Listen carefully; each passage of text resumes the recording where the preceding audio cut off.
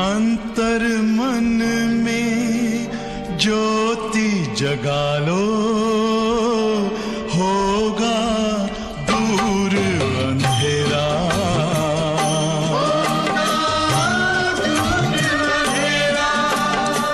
शिव का कर लो ध्यान, आ रहा पावन पुण्य सवेरा।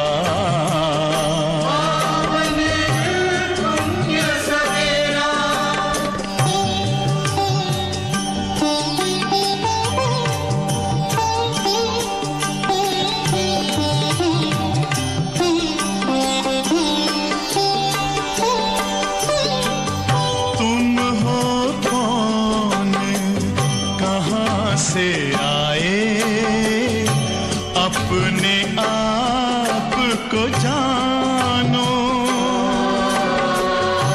राजयोग के द्वारा अपना परम पिता पहचानो।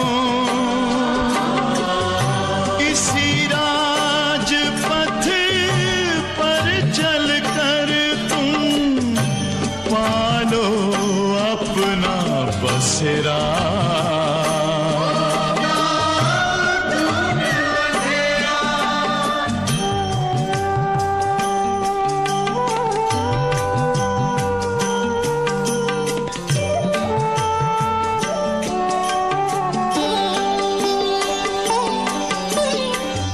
तुम हो आत्मा तन से न्यारे, परमात्मा को प्यारे। दिव्य गुणों को धारण करके योगी बनो दुलारे। ज्योति बिंदु ही तोड़ेगा ये माया मोह का घेरा।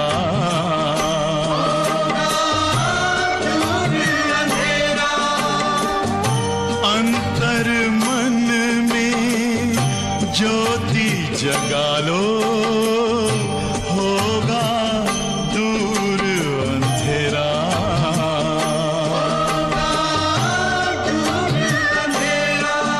ओम शांति, ओम शांति, ओम शांति।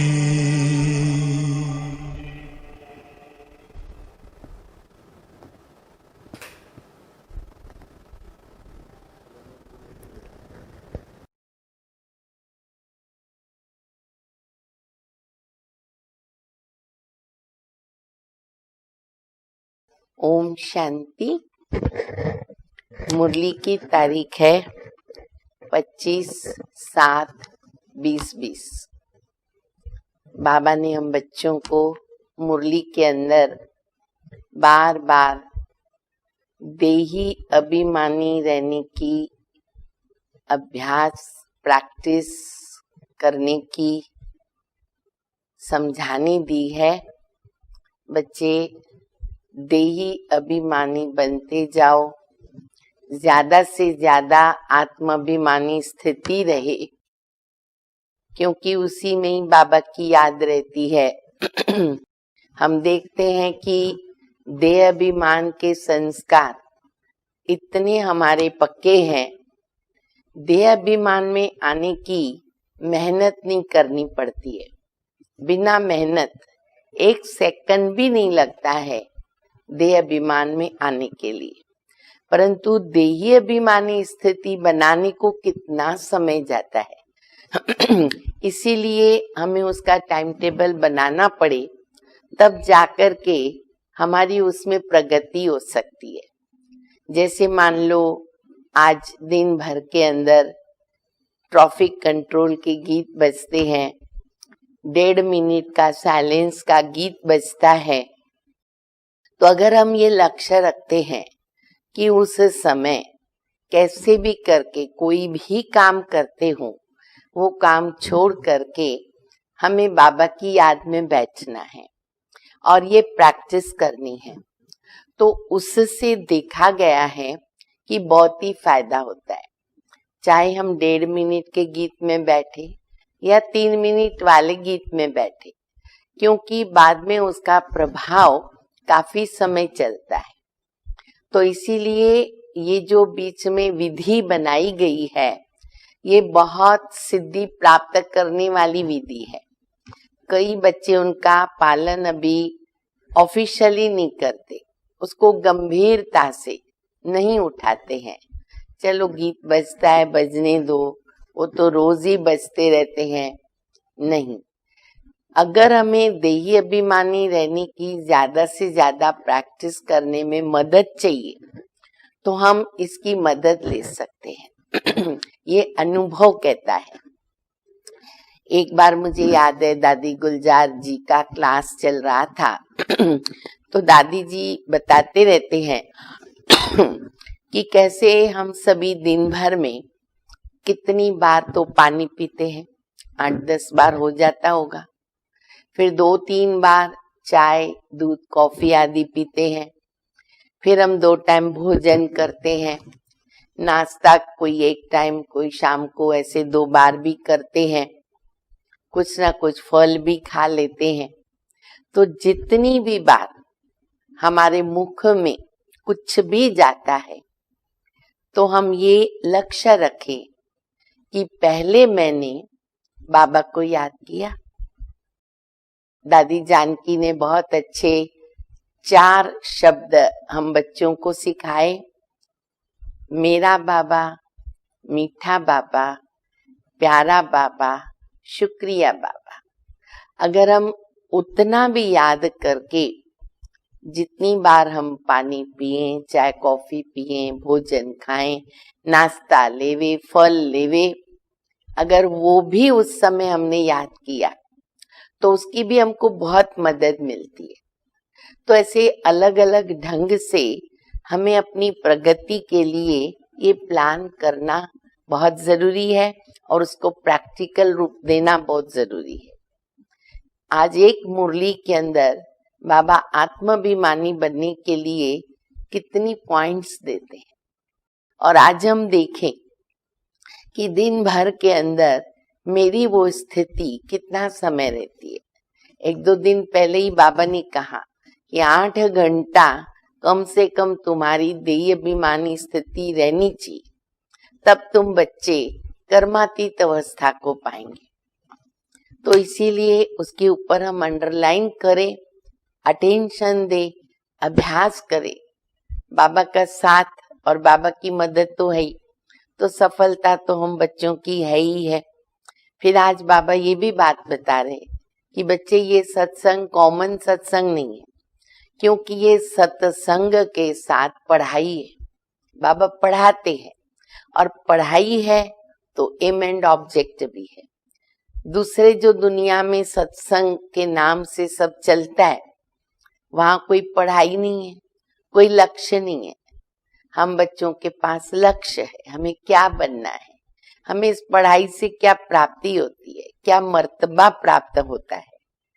तो ये सत्संग है बाबा की पढ़ाई, और पढ़ाई है तो लक्ष्य है, जिस लक्ष्य पर हमें पहुंचना है। तो बाप दादा के महावाक्य सुनेंगे। मीठे बच्चे, देह अभिमान छोड़ देही अभिमानी बनो। देह अभिमान छोड़ देही अभिमानी बनो। देही अभिमानी को ही ईश्वरीय संप्रदाय कहा जाता है। अगर हमारी वो स्थिति है तो है हम ईश्वरीय संप्रदाय। पहले हम आसुरी संप्रदाय थे, बाबा ने हम बच्चों को बनाया ईश्वरीय संप्रदाय। प्रश्न है, तुम बच्चे अभी जो सत्संग करते हो, ये दूसरे सत्संगों से निराला है कैसे? सच्चा सत्संग तो यही है। सत्संग का अर्थ ही है सत्य का संग, गॉड इज ट्रुथ कहा जाता। तो हमें ही बाबा का सत्य संग मिला, तो इसीलिए बाबा कहते हैं ये है सच्चा सच्चा सत्संग। फिर भक्ति मार्ग के अंदर उसका कितना यादगार चलता है। तो बाबा कहते हैं कि तुम बच्चे अभी जो सत्संग करते हो ये दूसरे सत्संगों से निराला है। उत्तर है यही एक सत्संग है जिसमें तुम आत्मा और परमात्मा का ज्ञान सुनते हो, खुद को पहचानते, खुदा को पहचानते। यहाँ पढ़ाई होती है, एम ऑब्जेक्ट भी सामने है। दूसरे सत्संगों में न पढ़ाई होती है और न कोई एम ऑब्जेक्ट है। ओम शांति। रूहानी बच्चों प्रति रूहानी बाप समझा रहे हैं, रूहानी बच्चे सुन रहे। देखो आत्माभिमानी रहने के लिए बाबा ने शब्द क्या पहले बोले, रूहानी बाप रूहानी बच्चों को समझा रहे और रूहानी बच्चे सुन रहे। तो ये शब्द हमें याद दिलाता है मैं आत्मा हूँ, मैं आत्मा हूँ। मैं आत्मा कानों के द्वारा शिव बाबा की मुरली सुन रही हूँ, सुन रहा हूँ। पहले पहले बाप समझाते हैं जब भी बैठो तो अपने को आत्मा समझकर बैठो। सब देखो, स्थिर हो जाओ, मैं आत्मा हूँ। आत्माभिमानी होकर हम मुरली सुने। देह न समझो। देह अभिमानी को आसुरी संप्रदाय कहा जाता, देही अभिमानियों को ईश्वरीय संप्रदाय कहा जाता। ईश्वर को देह नहीं है, वो सदैव आत्माभिमानी है। वो है सुप्रीम आत्मा, सभी आत्माओं का बाप। परम आत्मा अर्थात ऊंचे ते ऊंचा, परे रहने वाला। मनुष्य जब ऊंचे ते ऊंचा भगवान कहते हैं तो बुद्धि में आता है कि वो निराकार लिंग रूप है। निराकार लिंग की पूजा होती है, वो है परमात्मा, यानी सभी आत्माओं से ऊंच है। वो भी आत्मा परंतु ऊंच आत्मा, परम आत्मा। और जन्म मरण में नहीं आते। परमात्मा किसको कहेंगे? परम है, ऊंच है, परम धाम में रहने वाले। ऊंचा तेरा नाम, ऊंचा तेरा ठाव, ऊंचा तेरा काम। फिर बाबा कहते जन्म मरण में नहीं आते। बताते ना परमात्मा की विशेषता क्या, निरंजन निराकार, उनके कोई माता पिता गुरु नहीं, सर्वज्ञ। तो बाबा कहते हैं कि मैं जन्म मरण में नहीं आता, बाकी सब पुनर्जन्म लेते। तो वो हो गई उनकी रचना। रचता एक बाबा है। ब्रह्मा विष्णु शंकर भी रचना है, फॉर्मोस्ट क्रिएशन है बाबा की। मनुष्य सृष्टि भी सारी रचना है। रचता को बाप कहा जाता है। पुरुष पुरुष को भी तो रचता कहा जाता। बच्चे पैदा करते ना, कल भी बाबा ने बताया। तो बाबा कहते पुरुष भी रचता कहेंगे अपने बच्चों का। फिर वो स्त्री को अडॉप्ट करते पहले, फिर उनसे क्रिएट करते हैं, फिर उनकी पालना करते। स्त्री को अडॉप्ट किया, बच्चे पैदा किए, फिर उसकी पालना की। आगे देखो बाबा क्या बोलते, बस विनाश नहीं करते। लौकिक बाप कभी ऐसे विनाश नहीं करते। बच्चा पैदा हुआ, पालना किया, विनाश नहीं करते। और जो धर्म स्थापक होते, जो धर्म स्थापक आते हैं, वह भी क्रिएट करते, धर्म स्थापन करते, फिर उनकी पालना करते, उनको शिक्षाएं देते रहते, पालना करते, विनाश कोई भी नहीं करता। बेहद का बाबा, जिनको परमात्मा कहा जाता, जैसे आत्मा का रूप बिंदी है, वैसे परम पिता परमात्मा का रूप भी बिंदी है। बाकी इतना बड़ा लिंग जो बनाते हैं, ये सब है भक्ति मार्ग में पूजा के कारण। क्योंकि पूजा कैसे करें? छोटी सी बिंदी, तो बाबा कहते उसके लिए फिर उन्होंने भक्ति मार्ग में ये लिंग का रूप दे दिया। क्योंकि बिंदी की पूजा कैसे हो सकती? भारत में रुद्र यज्ञ रचते हैं, मिट्टी का शिवलिंग और शालिग्राम बनाकर फिर उनकी पूजा करते हैं। हम बच्चों की भी साथ में होती है, शालिग्राम के रूप में बाबा की होती है। उनको रुद्र यज्ञ कहा जाता। कोई छोटा यज्ञ रचते, कोई बड़ा रचते, कोई कितने शालिग्राम बनाते, कोई कितने, कोई लाखों भी बनाते। वास्तव में असली नाम है राजस्व अश्वमेघ अविनाशी रुद्र गीता ज्ञान यज्ञ। रिपीट करो सभी, बाबा को बताओ।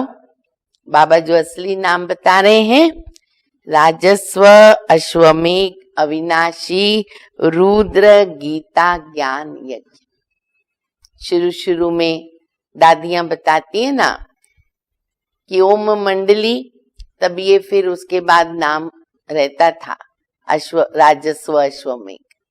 फिर ये प्रजापिता ब्रह्मा कुमार कुमारी जो है ना विश्वविद्यालय, वो फिर और आगे जाकर के ये नाम से प्रसिद्ध हुआ।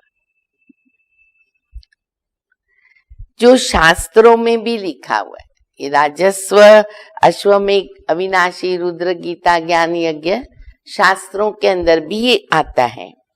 तो अभी बाप बच्चों को कहते, फिर बाबा ने याद कराया, क्या बच्चे अपने को आत्मा समझो, वापस देखो, कोई और विचार तो नहीं आया। बाबा की याद है, आत्माभिमानी होकर मैं बाबा का मुरली सुन रहा हूं। और जो भी सत्संग है उसमें आत्मा या परमात्मा का ज्ञान कोई नहीं है और ना वो दे सकते हैं। वहां तो कोई एम ऑब्जेक्ट भी नहीं होती है। तुम बच्चे तो अभी पढ़ाई पढ़ रहे हो, तुम जानते हो आत्मा शरीर में प्रवेश करती है, आत्मा अविनाशी है और शरीर विनाशी है।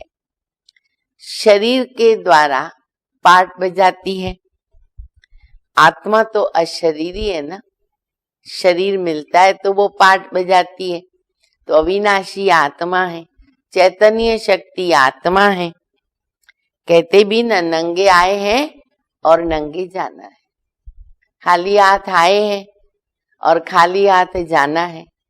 किसी ने बहुत अच्छा बताया कि देखो, जब व्यक्ति का जन्म होता, एकदम छोटा सा बच्चा गर्भ से निकलता है तो लोग मिठाई बांटते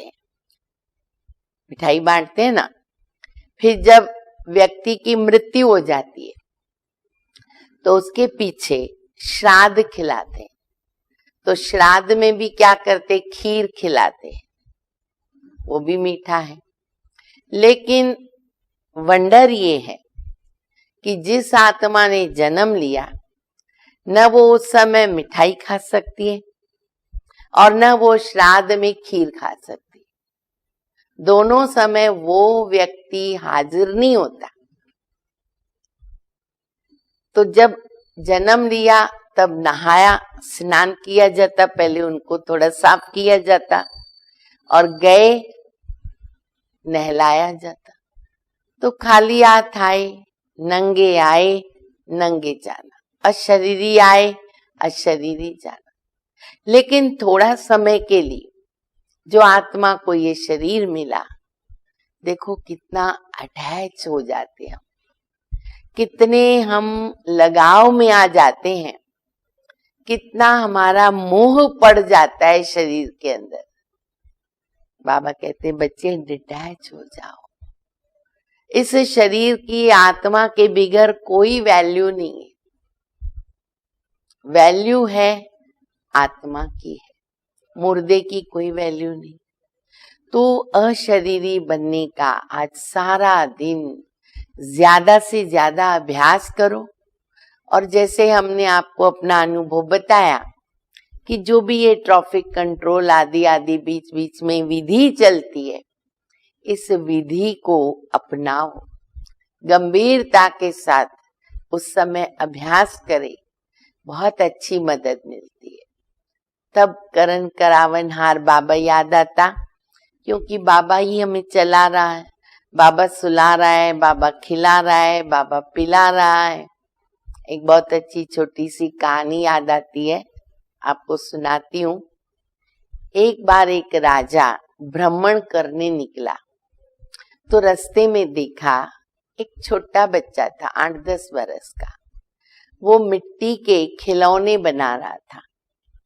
खिलौना बना के उसके कान में कुछ बोलता था और फिर उसको तोड़ भी देता था। राजा थोड़ा देखता रहा तो उनको वंडर लगा, तो पूछे बिना रह नहीं सका, बच्चे को बुला के कहा कि तुम खिलौने को कान में क्या बोलते हो? तो बच्चे ने कहा कि मैं उनको पूछता हूँ, आपने राम का नाम लिया, राम का नाम जपा, फिर उसको तोड़ता हूँ। राजा को लगा कि इतना छोटा बच्चा कितना ज्ञानी है, समझदार है। तो उसने कहा बच्चे को, राजा ने, कि आप मेरे साथ महल में चलो, वहां चलोगी, वहां रहोगे मेरे साथ। बच्चे ने कहा मैं चल सकता हूँ, मेरी 3-4 शर्त है। कौन सी? जब मैं सोऊंगा आपको जागना पड़ेगा, जब मैं खाऊंगा आपको भूखा रहना पड़ेगा, मैं पहनूंगा आपको नंगा रहना पड़ेगा, और जब मैं कोई भी मुसीबत में होऊंगा आपको अपने सब काम छोड़कर पहले मेरे पास आना होगा, मुझे ही मदद करनी होगी। आपको मंजूर है? राजा वंडर खाया, बोला ये सब तो मैं अपने कारोबार को छोड़ के कैसे कर सकता हूँ, असंभव है।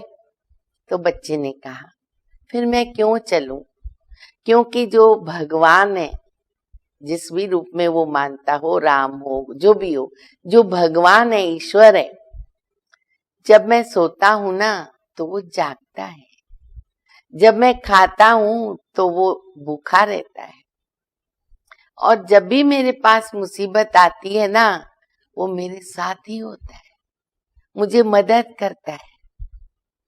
तो मैं फिर आपके पास उसको छोड़ करके क्यों चलूं?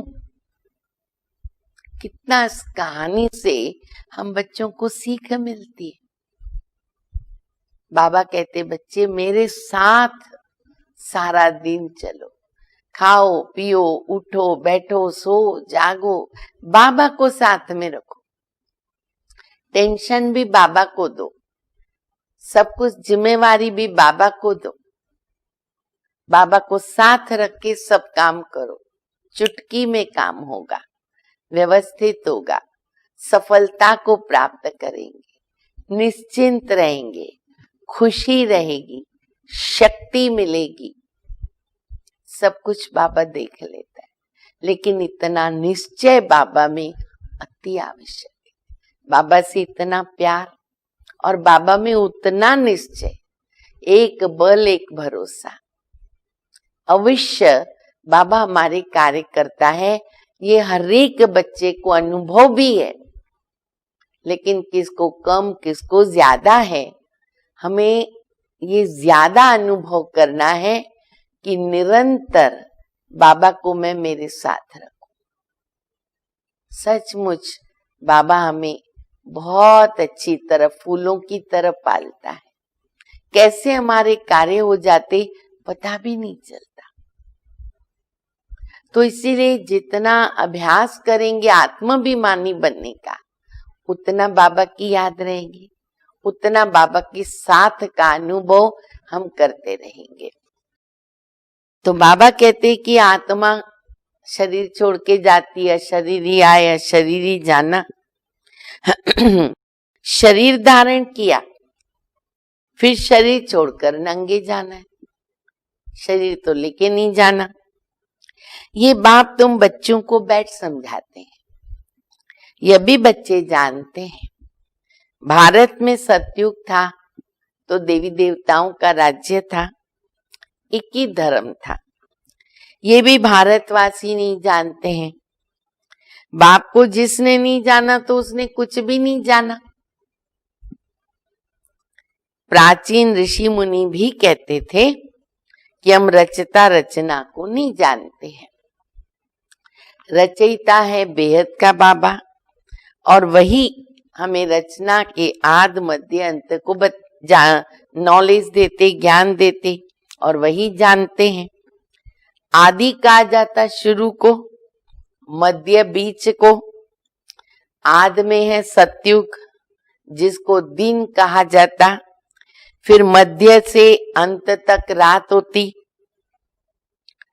दिन है सतयुग त्रेता। स्वर्ग है वंडर ऑफ द वर्ल्ड, भारतीय स्वर्ग था जिसमें लक्ष्मी नारायण राज्य करते थे। ये भारतवासी भी नहीं जानते। धर्म भ्रष्ट कर्म भ्रष्ट बन गए। देवताएं हम ही थे, राज्य करते थे, कल्पना भी नहीं आएगी किसको। बाप अभी स्वर्ग की स्थापना कर रहे। बाबा कहते हैं, फिर से बाबा ने याद कराया, सब फिर से अपनी स्थिति में आ जाओ। अगर इधर उधर थोड़ा बुद्धि चली गई तो बाबा कहते, बच्चे तुम अपने को आत्मा समझो। बैठे ना आत्मा समझकर, ओके, हम फर्स्ट क्लास आत्मा हैं। इस समय मनुष्य मात्र सब देह अभिमानी हैं। बाप हमें आत्माभिमानी बनाते हैं। आत्मा क्या चीज है ये भी बाबा ही बताते। किसी को दुनिया में आत्माभिमानी बनना आएगा भी नहीं। मनुष्य तो कुछ भी नहीं जानते हैं। बल कहते हैं कि भ्रकुटी के बीच चमकता है अजब सितारा, परंतु वो क्या है, वो उसमें कैसे पार्ट भरा हुआ है, कुछ भी नहीं जानते। अभी तुमको बाबा ने समझाया है कि तुम भारतवासियों को 84 जन्मों का पार्ट बजाना होता है।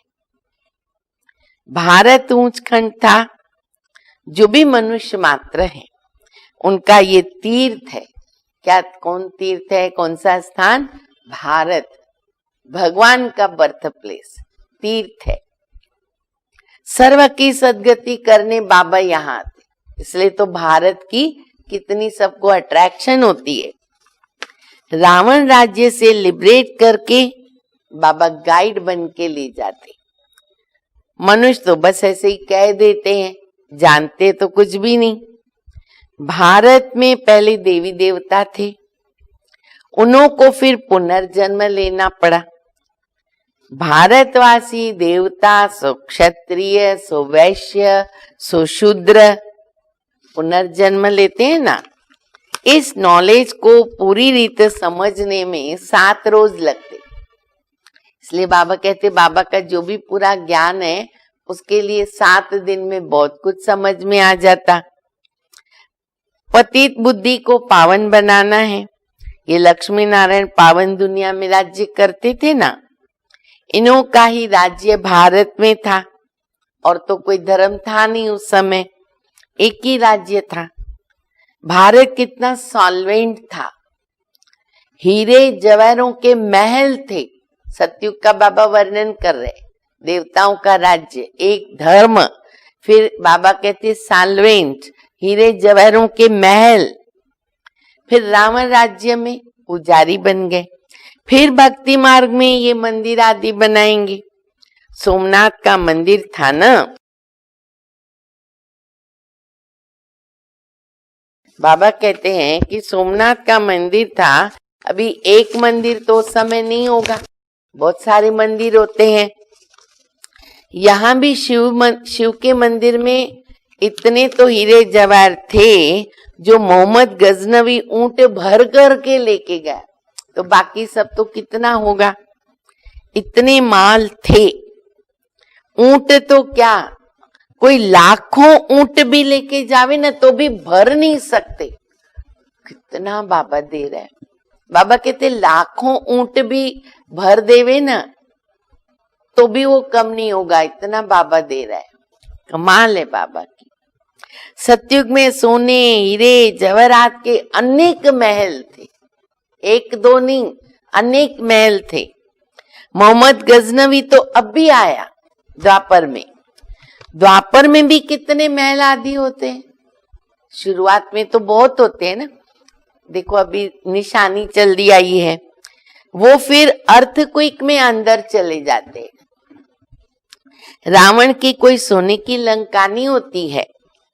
रावण राज्य में तो भारत का ये हाल हो गया, 100% इरिलीजियस, अनराइटियस, इंसॉल्वेंट, पतित, विशेष, कितने टाइटल दे दिए रावण की दुनिया को। और नई दुनिया को कहेंगे वाइसलेस। भारत शिवालय था जिसको वंडर ऑफ वर्ल्ड कहा जाता, जो बाबा ही बना सकता है वंडर ऑफ वर्ल्ड। यहाँ तो 7 वंडर बताते, लेकिन बाबा जैसा वंडर कौन बनाएगा। बहुत थोड़े मनुष्य थे स्वर्ग में, अभी तो करोड़ों मनुष्य है। विचार करना चाहिए। अभी तुम बच्चों के लिए ये पुरुषोत्तम संगम युग है, जबकि बाप तुमको पुरुषोत्तम और पारस बुद्धि बना रहे। संगम परम बन रहे पारस बुद्धि। बाप मनुष्य से देवता बनने की तुम्हें सुमति देते हैं, सुमत, श्रेष्ठ मत। इसलिए भक्ति मार्ग में क्या कहते, भगवान इसको सुमत देना, सद्बुद्धि देना। बाबा की मत के लिए दूसरी भी कहावत है, कौन सी, तुम्हारी गत मत न्यारी, तुम्हारी गत मत तुम ही जानो। लेकिन बाबा कहते अभी मैंने तुमको गति सदगति की मत दे दी है, इसका भी अर्थ नहीं जानते। बाप समझाते हैं मैं ऐसी श्रेष्ठ मत तुमको देता हूं जो तुम देवता बन जाते हो। अब कलयुग पूरा होता है, पुरानी दुनिया का विनाश भी सामने खड़ा है। मनुष्य बिल्कुल घोर अंधियारे में कुंभकर्ण के नींद में सोए पड़े, सब सोए पड़े हैं। क्योंकि कहते हैं कुंभकर्ण के नींद में सोने का प्रूफ दे रहे बाबा, निशानी क्या, तो कहते हैं कि कलयुग अभी बच्चा है, 40,000 वर्ष पड़े। अब मान लो रात को हमारी आंख खुल गई अचानक, टाइम देखा, अभी तो 12:30 ही बजा है, 1 ही बजा है, अभी तो बहुत टाइम है अमृत वेला होने को, मजे से सो जाते। ठीक इसी प्रकार कलयुग अभी 40,000 वर्ष चलेगा, निश्चिंत होकर के अज्ञान नींद में सोए पड़े। 84 लाख योनियां समझने के कारण कल्प की आयु लंबी चौड़ी कर दी। ये सब गड़बड़ क्यों हुआ, बाबा कहते 84 लाख योनि जो कह दी ना, तो उतना लेने के लिए फिर कल्प लंबा चाहिए, तो एक के पीछे एक भूल होती गई। वास्तव में है 5,000 वर्ष। बाप समझाते हैं तुम 84 जन्म लेते हो, ना कि 84 लाख। बेहद का बाप तो उन सभी शास्त्रों आदि को जानते हैं, तब तो कहते हैं ना कि ये सब भक्ति मार्ग के हैं, जो आधा कल्प चलते हैं, इससे कोई मुझे मिल नहीं सकता। भगवान को गीता में भी कहना पड़ा कि हे अर्जुन, जितने भी रास्ते तुमने मेरे से मिलने के लिए अपनाए, मैं इनसे नहीं मिलता। ये भी विचार करने की बात है। अगर कल्प की आयु लाखों वर्ष दे, समझो दे हम, तो फिर संख्या बहुत होनी चाहिए। अब तक कितनी संख्या हो जाती, जबकि क्रिश्चियन की संख्या 2000 वर्ष में इतनी हुई है, 2000 वर्ष में इतनी है। तो अगर लाखों वर्ष से है तो सोचो, गिनती भी नहीं कर सकते, इतनी संख्या होनी चाहिए। तो भारत का असल धर्म है देवी देवता धर्म, ये चला आना चाहिए ना। फिर अगर परंपरा है, लाखों वर्ष है, परंतु आदि सनातन देवी देवता धर्म को भूल जाने के कारण कह देते हमारा धर्म ही हिंदू है। अब हिंदू तो कोई धर्म होता नहीं। भारत कितना ऊंच था, आदि सनातन देवी देवता धर्म था तो विष्णुपुरी थी, अभी है रावणपुरी। वही देवी देवता है 84 जन्मों के बाद क्या बन गए, देख रहे हैं हम खुद की हालत। देवताओं को वाइसलेस समझ, अपने को विषय समझ उनकी पूजा करते। अपवित्रता पवित्रता के आगे झुक जाती है। सतयुग में भारत वाइसलेस था, नई दुनिया थी, उनको कहते नया भारत, और ये है पुराना भारत। नया भारत क्या था, पुराना भारत क्या है। नई दुनिया में नया भारत था, पुरानी दुनिया में पुराना भारत है। देखो क्या गति हो गई, कितना कंगाल बन गया। भारत ही स्वर्ग था और भारत ही नरक बनता। भारत मोस्ट साल्वेंट था और भारत मोस्ट इंसॉल्वेंट बना। भारत की बाबा ने कंपैरिजन सब बता दी, सतयुग की और कलयुग की, स्वर्ग की और नरक की, सारा फर्क बता दिया। अभी मोस्ट इंसॉल्वेंट सबसे भीख मांग रहे, जिसके पास अक्की चार धन था कि लाखों ऊंट भी भरे तो कम, आज भीख मांगनी पड़ती, चीजें लेनी पड़ती, पैसा लेना पड़ता, प्रजा से भीख मांगते। ये तो समझ की बात है ना। आज के देहाभिमानी मनुष्यों को थोड़ा पैसा मिला तो बस समझते हम तो स्वर्ग में बैठे, लॉटरी खुल गई, करोड़ मिल गया, खुश, हम स्वर्ग में बैठे। सुखधाम स्वर्ग को बिल्कुल भी नहीं जानते। ओरिजिनल स्वर्ग क्या है मालूम नहीं। क्यों? क्योंकि पत्थर बुद्धि है। अब उन्हें पारस बुद्धि बनाने हमें क्या करना पड़े, तो बाबा कहते बच्चे पारस बुद्धि बनाने के लिए ना 7 रोज की भट्टी में बिठाओ। इसलिए जो भी आते बोलो 7 रोज पहले सुनना पड़े, क्योंकि पतित है।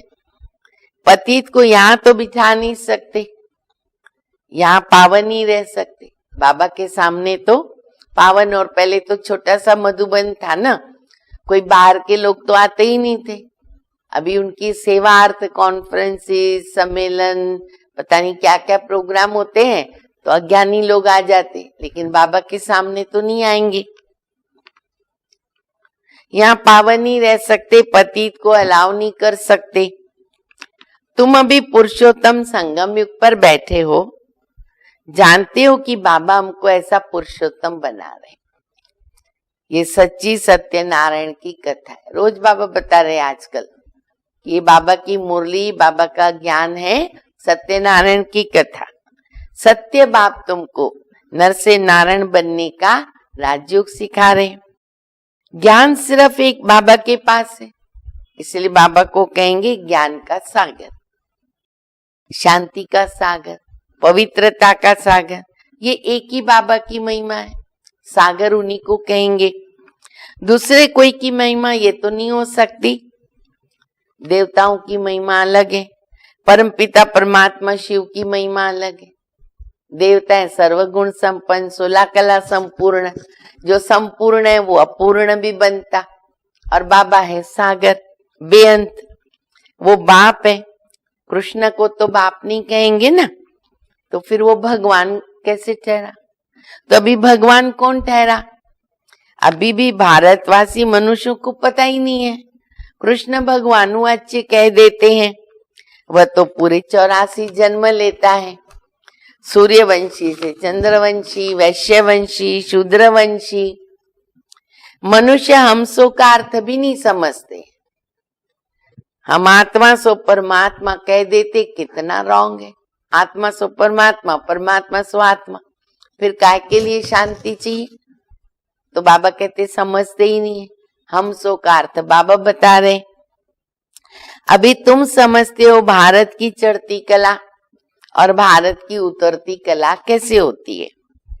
ये है ज्ञान और वो है भक्ति। सतयुग में सब पावन थे, राजा रानी का राज्य चलता था, वहां वजीर भी नहीं होता। सतयुग में तो वजीर नहीं होता है ना, राय की दरकार नहीं है, मदद की दरकार नहीं है, क्योंकि बाबा इतनी अक्ल दे देता, पारस बुद्धि बना देता, तो इसलिए वजीर की वहां जरूरत नहीं पड़ती है। वहां वजीर नहीं होते हैं। भारत जैसा पवित्र देश तो कोई था ही नहीं। महान पवित्र देश था। कैसा था? महान पवित्र। अरे नाम ही है स्वर्ग। अभी है नर्क, नर्क से फिर स्वर्ग बाबा ही बनाएगा। तो देखो ऐसा स्वर्ग बाबा भी हम बच्चों के लिए बना रहे। तो जल्दी जल्दी हमें क्या करना है? शुद्ध आत्मा, पवित्र आत्मा बन जाना है, विकर्मों का विनाश करना है, आत्माभिमानी स्थिति में रहना है, ताकि हम सजाओं से मुक्त हो जाए। पढ़ाई अच्छी तरह पढ़नी है, लक्ष्य को सामने रखना है, दिव्य गुणों को धारण करना है, ताकि हम देवता बन सकें। अच्छा, मीठे मीठे सिकिल दे बच्चों प्रति माता पिता बाप दादा का याद प्यार और गुड मॉर्निंग। रूहानी बाप की रूहानी बच्चों को नमस्ते। हम रूहानी बच्चों की रूहानी बाप को, माता पिता बाप दादा को याद प्यार, गुड मॉर्निंग और नमस्ते। धारणा के लिए मुख्य सार है पहला, एक बाप की सुमत पर चलकर मनुष्य से देवता बनना है। सुमत, श्रेष्ठ मत। इस सुहावने संगम युग पर स्वयं को पुरुषोत्तम पारस बुद्धि बनाना है। दूसरा, 7 रोज की भट्टी में बैठ पतित बुद्धि को पावन बुद्धि बनाना है। सत्य बाप से सत्य नारायण की सच्ची कथा सुन नर से नारायण बनना है। सच्चा बाप, सत्य नारायण की कथा और बनते हैं नारायण। तो वो कथा हम रोज सुनते भी हैं, बनते भी हैं। वरदान, फरिश्तेपन की स्थिति द्वारा बाप के स्नेह का रिटर्न देने वाले समाधान स्वरूप भव। फरिश्तेपन की स्थिति, फरिश्तेपन की स्थिति में स्थित होना, ये है बाबा के स्नेह का रिटर्न। क्योंकि ब्रह्मा बाबा फरिश्ते बने, अव्यक्त बने, हमें भी ये बनना है।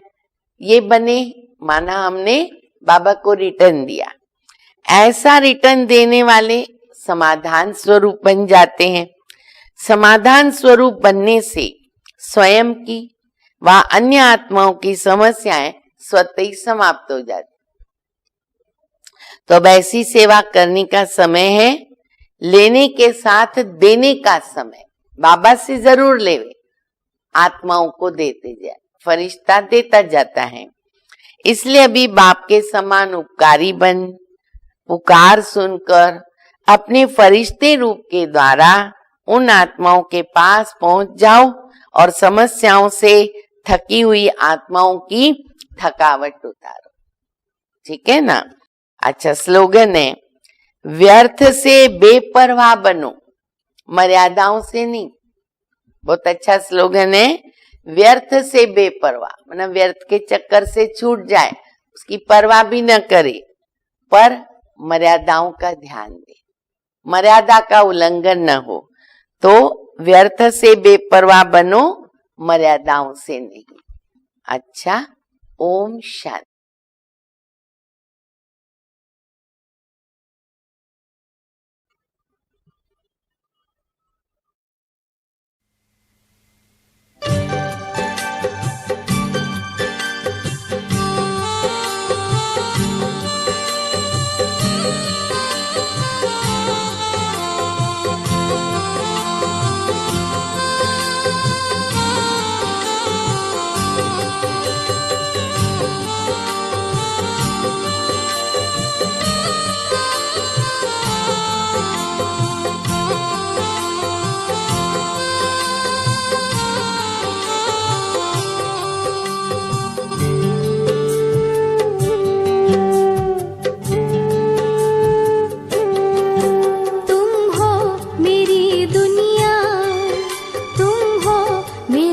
आशियाँ।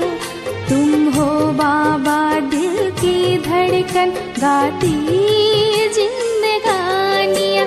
तुम हो मेरी दुनिया, तुम हो मेरा आशियाँ। तुम हो बाबा दिल की धड़कन गाती जिंदगानियाँ।